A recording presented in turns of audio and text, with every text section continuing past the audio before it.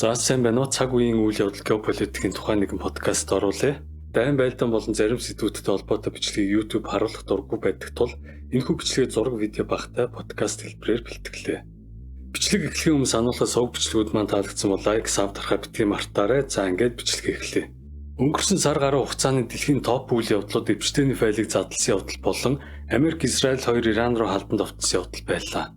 Зарим хүмүүс энэ хоёр сэдв хоорондоо холбоотой бөгөөд эвчтэйний файлыг цаашид нэмж задруулахгүй гэсэндээ өөрөө бас нэр холбогдож байгаа болохоор анхаарал сарниулах үүднээс Трамп Иран руу халдан дайрлаач гэж ярьж байна. За ингээд эхний сэдв нь болох эвчтэйний файлаас эхлэе. За юун төрөө эвчтэн гэж ямар хүн бэ? Тэр 1953 онд Америкийн Нью-Йорк хотод төрсэн еврей гаралтай хүн бөгөөд Нью-Йоркийн их сургуульд математикийн чиглэлээр боловсрал эзэмшин Манхэттен дахь Дайлтны баг дом сургуульд тооны багшаар ажилласан байна. Тэгж байгаад 1970-ад оны дундуур хөрөнгө оруулалтын банкнд орж ажиллаж ачсан болжээ. Ингээд хууль ёсны болон хуудуутай аргуудаар мөнгө цуглуул нэг л мэтгэд олонний танил биш онцгой баян биш хэрнээ дэлхийн хамгийн нөлөөтэй эрх мэдэлтэй хүмүүстэй холбоотой болж хөрсөн байна. Энэ зураач тодорхойгүй аргаар асар их баяжжээ. Нью-Йорк Таймс сонь бичснээр бол эвчтэн тэрбумтнуудад татврын болон үйл хөдлөлийн үйлчлэг үзүүлэн баяжсан бололтой. Тэр том улс орнуудын бизнесмен язгууртнууд бас ихтэй сургуулийнхантай ч холбоотой. Түүний найз нарын дунд Дональд Трамп, Английн хунтайж Эндрю, тэр бомтон Билл Гейтс, Норвегийн угсаа залгамжлагч Гүнж гэх мэт хүмүүс бий. 2025 оны 9 сард Америкийн Конгрессийн ардчилсан намынхнаас гаргасан бичиг баримтаас үзвэл Питер Тил, Элон Маск, Ларри Саммерс гэх мэт тэр бомтнуудаас гадна Трампын зөвлөх байсан Стив Баннонтай ч холбоотой байв. Гэхдээ тэр баян кейс илүү нөлөөтэй нэгэн байсан юм. Энгийнээр хэлбэл бусдад нөлөөлж чаддаг, харин сөргөөр ойлгох юм бол бусдыг атгаж дарамтлж чаддаг хүн байсан бололтой. Зарим түүний зүгээр нэг тэр бомтын үйл хөдлөлийн 8 ачин байгаагүй. Тэр харин Израилийн тагнуулын алба Мосадын нууц ажилтан байсан. Тэр бомтнууд болон улс төрчдөг өөрийн хувийн арал юм үйл хөдлөхүүд даваач наргуул зингүүлэхтэй янз бүрийн хууль бос зүйл хийлгэж түүнийг нь видео бичлэг болгон бичиж аван түүгээрээ бусдыг дарамтлж хүснээ хийлгдэг байсан гэж тайлбарлаж байна. 1990-ад онд Трамп орчлонгийн мис тэмцээнийг явуулах эрхийг хөдөлж авснаасаа болоод нэр алдартай модель болохыг хүссэн олон залуугаа огт бүсгүүчүүдээр хүрээлэгдсэн нь Эпштейний сонирхлыг татсан бололтой. Эпштейн гэхдээ зүгээр нэг секс дуртай хүн байгаагүй. Тэр хүний намаачин байсан ба баячуудад элдэв гаж хүслийг ханган хууль бус зүйл хийхэд нь тусалдаг байв. Тэр тусмаа насанд хүрээгүй охтыг хүчрхийлсэн эргүүдэд тэр оролцсон юм. 2005 онд Америкт зөндөө олон залуугаа огт эмэгтэйчүүд Эпштейн биднийг хүчрхийлсэн юмыг цагдаад гомд мэдүүлсэн юм. Ингээд Пам Бичийн цагдаагийн газар хэрэг үүсгэх мөрдөн шалгаж эхэлсэн бөгөөд хожим холбооны мөрдөд товчоо Эпштейн 36 огт эмэгтэйчүүдийг хүчрхийлсэнийг тогтоосон байна. Тэдгээрийн зарим нь 14 настай байлаа. Харин 2008 онд Эпштейн Флорида мужийн шүүхэд өөрийнхөө хүүхдийн биеийг үнэлүүлсэн хэрэгт буруутай хэмээн хүлээн зөвшөөрсөн бөгөөд тухайн үеийн ерөнхий прокурор Александр Ауста Эпштейнд ердөө 13 сарын ял оноосон ч хугацаанаас нь хамаагүй өмнө суллжээ. Хүн хүчинт гэмт хэргийг удаа дараа давтан үлдэж насанд хүрээгүй хүүхд хүчинтсэн хэмээн сексийн гэмт хэрэгтнэр бүртгэгдсэн хэрнээ ийм бага ял авч хурдан судлагдсан Эпштейн зүгээр нэг хэрэгтэн байгаагүй цаанаасаа бүр том артай татаастай нөлөөтэй хамсаатнуудтай байсныг харуулна. Магадгүй тэр хүний 8-ны том бүлэг сүлжээнээс илэрч баригдсан зах цуханч байсан байж мэднэ. Ийхүү ноцтой мухаа гэмт хэрэг үйлдсээр нь түүнтэй Ном Чомски, Элон Маск, Дэвид Стерн зэрэг алдартай хүмүүс имэйлээр харилцаар байв. Суллагдсныхаа дараа гэхдээ Эпштейн өмнөх хэрэгэд давтан үйлдсэн ба 2019 онд дахин баригдсан юм. Гэвч энэ удаа тэр шүүх хурал эхлэхээс өмнө урдчлан хорих байранда амиа хорлсон хэмээн албаны хүмүүс зарласан. Тэр олон хүнтэй хамтарч байснаас гадна хамгийн зартай нь түүний хамтрагч Гэлен Максвелл хэмээх эмэгтэй. Гэлен насанд хүрээгүй охтуудыг түүнд олж өгч охтуудыг зааварлан үдирдэж байжээ. 2021 онд Гэлен Максвелл баривчлагдсан юм. Энэ хугацаанд холбооны мөрдөд товчоо Эпштейн тэр хоёрыг удаан хугацаанд мөрдөн нэг бус удаа нэгжлэг хийж байсан болохоор маш их баримт цугласан ба олон гэрчүүд мэдээлэл дамжуулсаар байсан хэрнээ яагаад Эпштейнийг ингэтэл нь баривчлахгүй удацсан мөн л Америкийн хууль сахиулах байгууллагад түүний гар хөлөөд сүлжээнийхэн байсан юм шүү гэсэн хардлага төрүүлдэг. Энэ зур Эпштейн өөрийн хувийн аралдаа нэр алдартай хүмүүсийг аваачин хүүхдүүдийг тамалж алддаг байсан янз бүрийн шашны буюу тодруулбал сатааны гаж зан үйлүүд хийж хүний амьд хүрсэн гэсэн ярианууд дэгдэн Америкийн хоёрт сонгуулийн үеэр маш их яригдсан юм. Ялангуяа сүүлийн 2024 оны сонгуулийн үеэр энэ сэдв халуун сэдвүүдийн нэг болсон бөгөөд Трамп сонгогчдод хэрвээ би ерөнхийлөгч болбол Эпштейний эрхтэй холбоотой бүх мэдээллийг ил дод болгож задлана. Холбогдох хэрэгтнүүдийг цөмийг нь шүүн. Энэ хэрэгт миний өрсөлдөгч асан Хиллари Клинтон ч холбогдсон хэмээн мэдэгдэж байжээ. Түүнчлэн Трампыг дэмжиж кэш битэл мөн холбооны мөрдөд товчоо Эпштейнтэй холбоотой хэргийг зориуд явуулж өгөхгүй байна. Хэргийг үн зөвөр мөрдөд саат хийж байна хэмээн мэдэгдэж байлаа. Энэ сэдв Трамп сонгуульд явж Америк нэгдүгээрт буюу MAGA хөдөлгөөний дэмжлэгийг авахд чухал нөлөө үзүүлсэн юм. Гэвч 2025 оны 1 сард Трамп албан ёсоор ерөнхийлөгчийн албан тушаалд очсныхоо дараагаас олигтой юм хийсэнгүй. Түүний томилсон ерөнхий прокурор Пам Бонди Эпштейний хэрэгт холбогдсон хүмүүсийн нэрсийг задлсан ч түүнд нь хэрэглэнхний мэдж байснаас өөр илүү мэдээлэл байсангүй. Үүнээс хэдэн сарын дараа 25 оны 6 сарын 6 Joe Rogan-ы подкастт оролцохдоо холбооны мөрдөх төвчөөний дарга болсон Kash Patel бид холбогдох мэдээллүүдийг шалгаж байна. Америкийн олон нийтэд аль болох их мэдээлэл хүргэх болно гэж ярьсан ч 7 сарын 7-нд хууль зүйн яамнаас гаргасан мэдээлэлд нь олонний мэдгүй шинэ мэдээлэл байсангүй. Ийхүү удаж байгааг нь Америк олон нийт шүүмжлэн Трамп ерөнхийлөгч болсонд ороод задлана гэсэн мэдээлэлээ яагаад задлахгүй дараад байгааг асууж эхэлсэн юм. Үүнд Трамп бухимдсан бөгөөд мэдээллийг задал гэж MAGA хөдөлгөөнийх нь шаард тусам тэр Эпштейний файлууд бол Байден, Барак Обама зэрэг сөрөг хүчнийхний санаанаасаа зохиосон зүйл байна. Эпштейний хавц тэр гэдэг зүйл байхгүй. Энэ бол худал мэдээлэл, гүтгэлэг гэсэн яриа хэвлэлийнхэнд өгч эхлэв. 24 оны ерөнхийлөгчийн сонгуулиас өмнө 23 оны 12 сард Truth Social вебсайтер Kash Patel бид энэ хавц тэрэгт хинхэн дурдгдсан байгаа цөмийг нь задлж олон нийтийн өмнө хариуцлага тооцох болно гэж бичиж байсан бөгөөд 25 онд холбооны мөрдөх төвчөөний дараагаар томилогдох Сенатын сонсголт ирээч тэр бас бид Эпштейний файлуудыг задлах болно гэж ярьж байсан юм. Трампын хүү Трамп Жуниор хүртэл Эпштейний файлыг задлах хэрэгтэй хэмээн твиттерт жиргэж байв. Трампын засгийн газар холбогдох мэдээллүүдийг задлахгүй удаад байсан тул өнгөрсөн жил буюу 25 оны 7 сард Конгрессийн гишүүн Рона Эпштейний файлуудыг ил тод болгох тухай хууль Конгресст оруулсан бөгөөд уг хууль батлагдвал ерөнхий прокурорын газар Эпштейнтэй холбоотой хавц тэргийн мэдээллүүдийг 30 хоногийн дотор ил болгож хэрэгт холбогдсон төрийн албан тушаалтнуудын нэрсийг цөмийг нь илчлэх ёстой байв. Гэвч энэ хуулийн төсөлд дэвшмэгц Трампын байр суурь гинтхэн улам бүр сөрөг болсон. Энэ талаар Трамп Эпштейн үхээд хэдэн жил болж байгаа биз дээ. Одоо яагаад энийг сөхөх хэрэгтэй юм бэ? Би ойлгохгүй байна гэж ярин эсэргүүцэж эхлэв. Үүнээс хэдэн 7 хоногийн дараа Kash Patel Конгресст мэдээлэл өгөхдөө Эпштейн хүний намайг ганцаараа хийсэн байна. Өөр хэнтэй ч хамтраагүй байна гэсэн мэдээлэл өгөв. Тэгэхээр бүгд найрамд намайг төлөөлөн Луизиана мужаа сонгогдсон сенатч түүнээс Эпштейн хүний намайг хийсэн биз дээ. Тэгвэл хэнд тэр октоодыг зарсан юм бэ? Худалдан авагчд нь хэн байв гэж асуухад Kash Patel энэ тухай баттай мэдээлэл бидэнд байхгүй байх гэсэн хариулт өгч байв. Товчхондоо төрийн эрхэнд гарсныхаа дараа Трамп Patel нарын Эпштейний эргийн талаарх байр суурь 180 хэм өөрчлөгдөн хавтас тэргийг задлахгүй гэж хааж боох талын байр суурьтай болж үзэл бодол нь эргэж хөрвсөн юм. Трамп Patel Pam Bondi нарын энэхүү хачин байр суурь хандлага нь мэдээллийг устгаж дарж байна гэсэн олон нийтийн сэжиглэлийг улам нэмэгдүүлсэн. Ялангуяа ерөнхий прокурор Pam Bondi Эпштейний хэрэгээс олон нийтийн анхаарлыг хөндөрүүлэх гэж ил тод оролдох болсон юм. Энэ мэдээж үр дүнд хүрээгүй л дээ. Займч болох тусан магачуудын уур хүрэн улам бүр мэдээлэл задлахыг шаардж эхэлсэн юм. Үүнтэй холбоотойгоор 25 оны 9 сард Конгрессийн гишүүн Томас Масси гишүүн Ронагийн оруулсан хуулийн төслийг яаралтай батлах тухай санал дахин оруулав. Ингээд 25 оны 11 сарын 18 Конгресс санал хураан Ронагийн төсөл батлагдсан хуульчлагдсан юм. Уг хуулиар Америкийн хууль зүйн яам Эпштейний хавц зэрэгтэй холбоотой файлуудыг 30 хоногийн дотор ил тод болгох үүрэг хүлээсэн. Гэвч Америкийн хууль зүйн яам энэ үүргээ хугацаанд нь биелүүлж чадсангүй. Эхлээд маш их мэдээллийг нь ханж тансан мэдээллүүдийг хууль зүйн яам ил болгосон. Гэлээч үүнийг нь 2 том нам хоёулаа шүүмжлэн эсэргүүцсэн тул хууль зүйн яам 26 оны 1 сарын 30-нд Эпштейний хавц зэрэгтэй холбоотой 3.5 сая хуудас мэдээллийг вебсайтаараа ил болгосон. Энэ нь олон нийтэд илүү их мэдээлэл өгсөн. Гэлээж хууль зүйн яам эдгээр мэдээллийг задлахдаа бас л өөр олон хүний нэр, имэйл хаягийг дарж, зураг бичлэгнүүд дээрээс хүмүүсийн царай, дуу хоолой гэх мэт чухал мэдээллүүдийг танаж хассан байлаа. Тэгээд бас болоогүй. Хууль зүйн яам холбогдох мэдээллийг дутуу ил болгосон бөгөөд цаана дахиад 3 сая орчим хуудас мэдээлэл илчлэгдээг үлдсэн байгаа жишээ. Тийм хэдий жил болсон мэдээллүүдийг нь үзэх юм бол Америкийн элитүүд янз бүрийн сатааны гаж цаан үйл үлдэж, хүчрхийлэл үлддэг, хүний махаар хооллдог, хүүхэд тамлж алдаг гэсэн цуу ярианууд зүгээр нь хувилдааны онол таамаглал биш, харин бодиттой зүйлс болох нь зах зухаасаа нотлогдсон юм. Түүнчлэн еврей нар буюу жүүдүүд дэлхийн эдийн засгийг гартаа оруулан еврей биш хүмүүсийг дорд үзэж бух харуулсан загтлах харилцаа имэйлүүд ч олноор илэрсэн. Тухайлбал 2009 он Жеффри Эпштейн имэйлдээ еврей бус хүмүүс буюу гоимод бидэнд үйлчлэх гэж төрсөн юм. Бидэнд буюу израильчуудад үйлчлэл зарцлагдахаас өөр тэдний хэрэг энэ дэлхийд үгүй гэх зэргээр бичсэн байв. Задарсан файлууд гэхдээ олонний хэрэгцээг хангасангүй. Маш чухал мэдээллүүдэд дарсан байна гэж үзэн Рона дахин хууль оруулах талаараа хэвлэлд мэдгдсэн.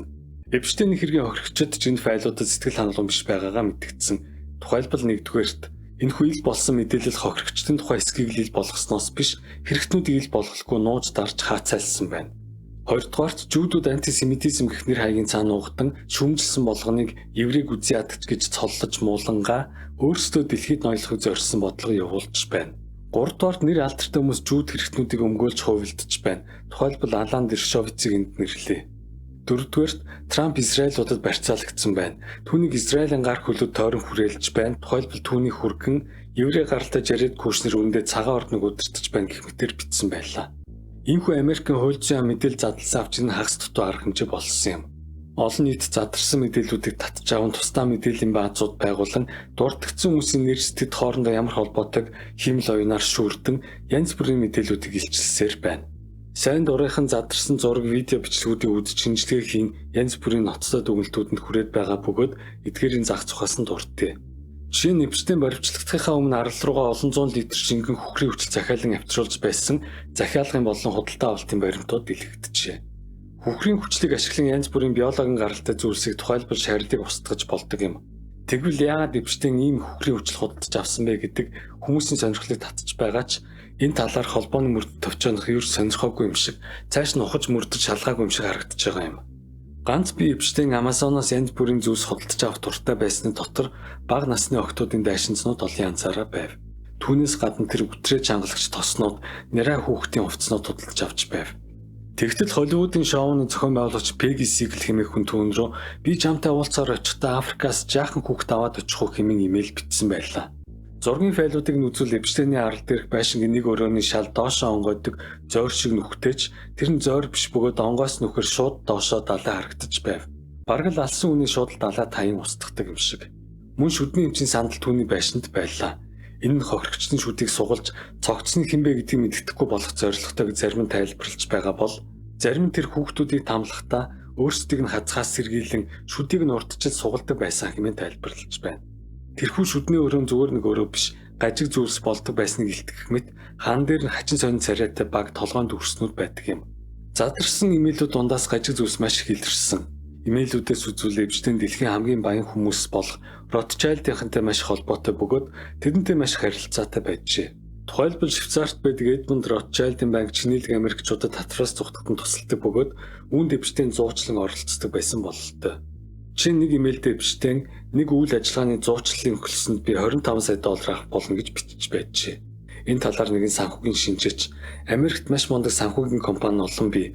Тийм болохоор татвартай холбоотой ажиллагаанд Эпштейнээр зуучлуулаад байх шаардлага байхгүй.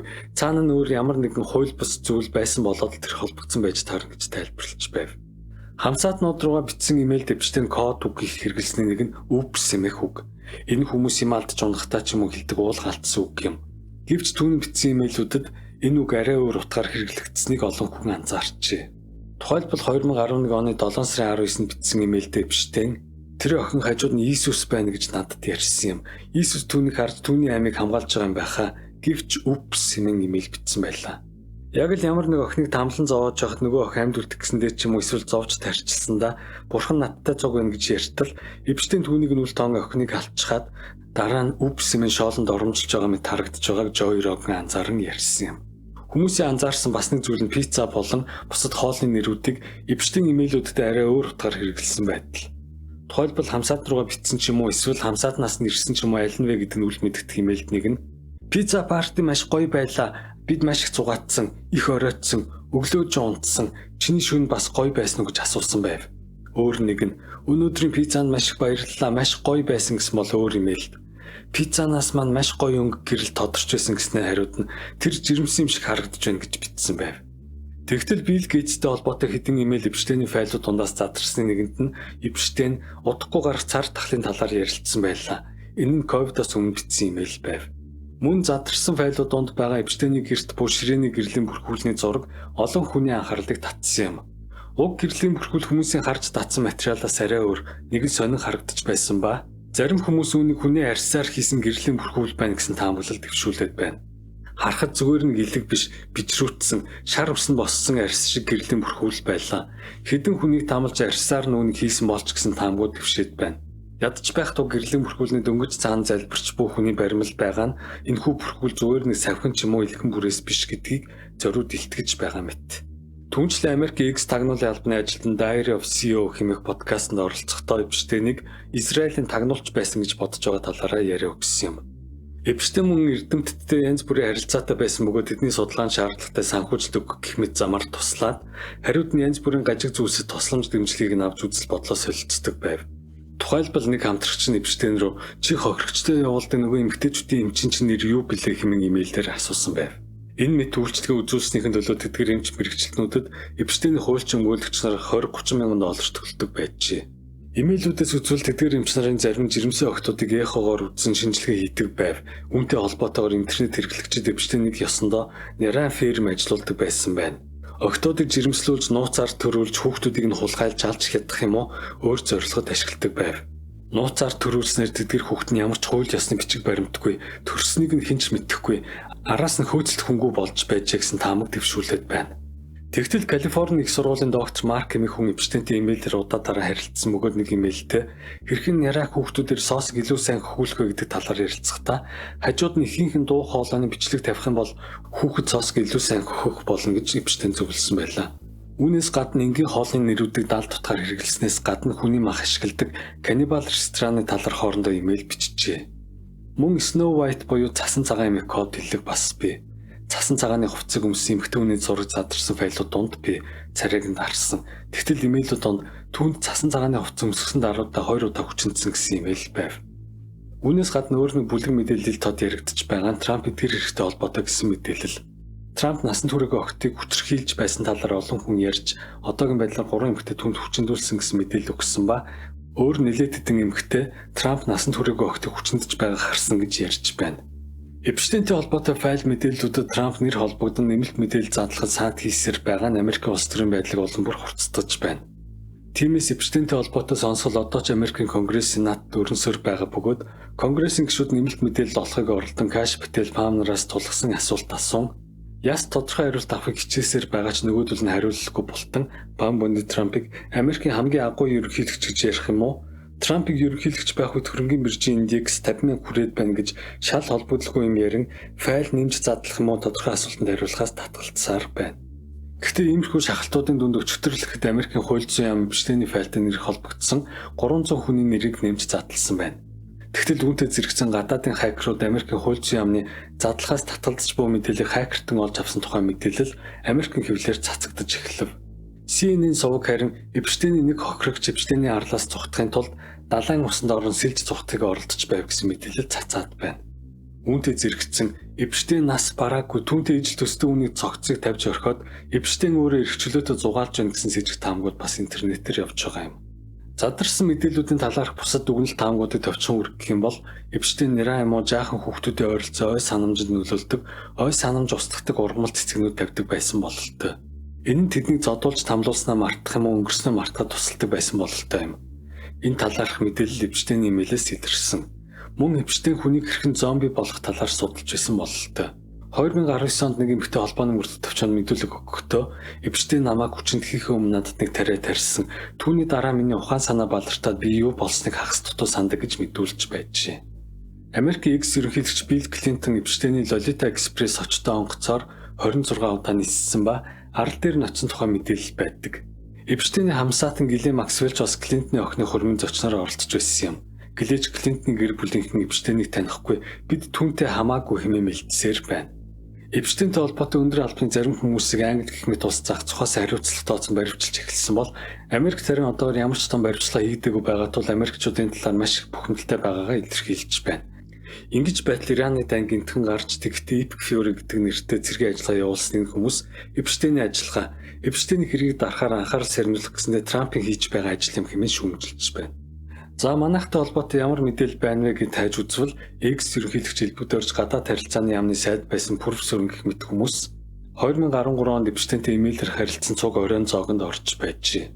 Түүний дараа 2015 онд Эпштейн өөр нэг хүн бичсэн захианда Монголын Төв банк валютын сангийн санааг сайшаахгүй байна гэж бичсэн байлаа. Үүнээс үзвэл дээрт урдсанчлан Эпштейн том 8-аас санхүүгийн үйл ажиллагаануудад оролцож, зуучилж хор хутгаж байсан ба үүнд нь манай албаны хүмүүс хутгалдсан юм уу хутгалдангаа алдсан бололтой. Элбэгдээр ерөнхийлөгчтэй холбоотой янз бүрийн мэдээлэл тухайлбал өсгсөн өргөмөл хүүхдүүдэд гадныхан тарихын судалсан уу гэх мэт мэдээлэл с ิจ таамгууд манай сошиалаар хангалттай явж байгаа тул энэ талаарх мэдээлэл хүргэхээ бай. Тодорхой хугацаанд дараа тодорхой болох бизээ.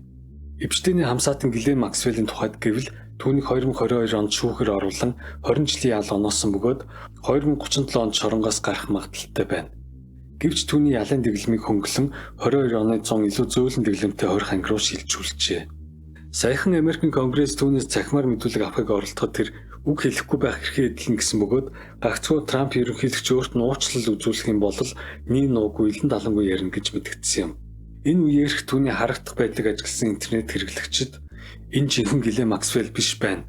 Түүнийг бас сольчихж гэж шуугж эхлээд байгаа ч үүнийг үгүйсгэсэн мэдээлэл Америкийн албаны байгууллагууд аль бие ёсоор хийгээгүй байна. Эпштейн хэрэг хэмээх зартай эргийн үйл явдлууд иймэрхүү байдлаар өрнөж байна. Эпштейн гэдэг хүн чинь үхчихсэн, үүнийг дахиж ухах төвх хэрэг байхгүй гэж Трамп ярьж байгаа ч гэсэн энэ хэрэг нэг мөр шийдэгдсэн гэх аргагүй байгаа ба үүний цаана маш том сүлжээ байгаа бөгөөд тэр нь устдаагүй. Одоо ч өөр газар өөр байдлаар ажилласаар байж мэддэг юм. Тийм болохоор ойрын үед үүнтэй холбоотой нэмэлт мэдээлүүд задарч Америкийн болон олон улсын үйл явдал нөлөөлж болцсохгүй байна. За иймэрхүү үйл явдлууд өрнөж байгааг товчхон томилоод энэхүү подкастаа өндөрлөе. Ираны дайнтай холбоотой мэдээллүүд дараа нь тусдаа подкастаар оруулъя. Анхаарал тавин сонссон баярлалаа. Дараагийн бичлэгээр уулзлаа. Түр баяртай.